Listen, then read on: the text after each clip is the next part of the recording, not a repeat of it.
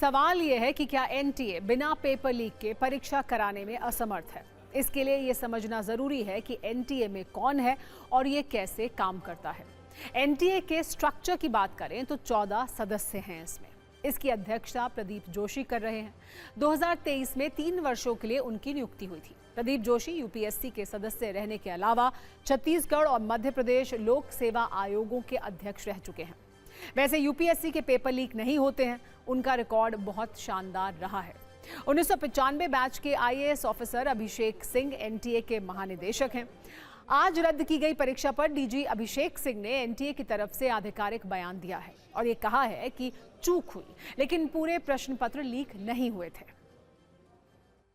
हमने इस मैटर को सीबीआई को इंक्वायरी को दिया है और हम इस तरह के जितने लोग खुराफात किए हैं उनको पकड़ेंगे, उनको जेल भेजेंगे ताकि बच्चों का भविष्य किसी भी प्रकार से एडवर्सली प्रभावित न हो। इसके साथ ही हमने यह भी कहा कि बच्चों के लिए हम दोबारा परीक्षा कराएंगे जो कि एकदम फेयर तरीके से होगी, जिसमें किसी भी तरह की अनियमितता नहीं होगी।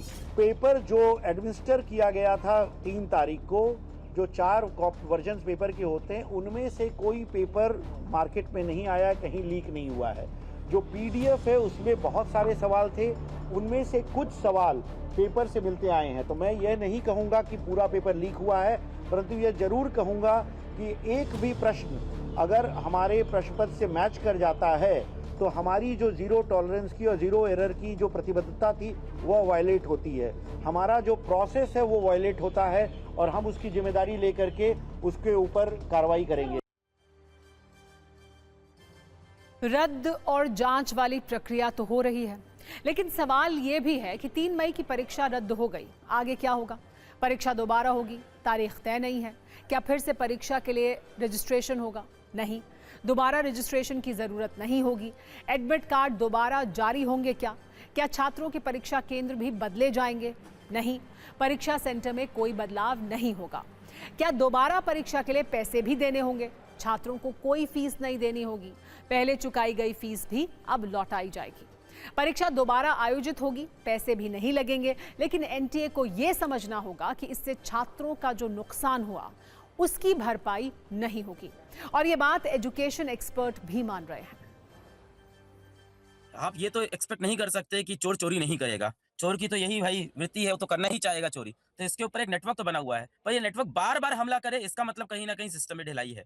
एक बार पेपर लीक हो तो मैं मान सकता हूँ कि ठीक है, किसी की नीयत खराब थी, पर इतनी आसानी से बार बार पेपर लीक हो रहा है। और आम जैसे लोग ऐसे नहीं कि बहुत बड़े क्रिमिनल्स हैं, बहुत बड़े टेररिस्ट हैं जो ये काम कर रहे हैं। आम लोग हैं, जो शिक्षक हैं, जो शिक्षा का धंधा करते हैं, कोई सरकारी ऑफिसर हैं जो नीट का पेपर 5 लाख रुपए में, 50,000 रुपए में लीक करते हैं।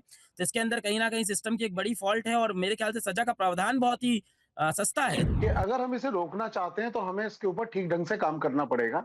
और काम करने के लिए हमारा ये जो सिस्टम है, एक पेपर पेन एंड पेपर करके करवाया जाता है, ये मुझे लगता नहीं है कि ये कारगर सिद्ध हो रहा है। इस पेपर को जो पहले होता रहा था एआईपीएमटी के दौरान 2009 में, 2010 में हुआ था कि पहले प्रीलिम्स होता था, प्रीलिम्स में जो बच्चे क्वालिफाई करते थे वो मेंस देते थे, और जो मेंस होता था वो रिटन एग्जामिनेशन होता था जिसमें कोई भी एरर के चांसेस नेग्लिजिबल हो जाते थे।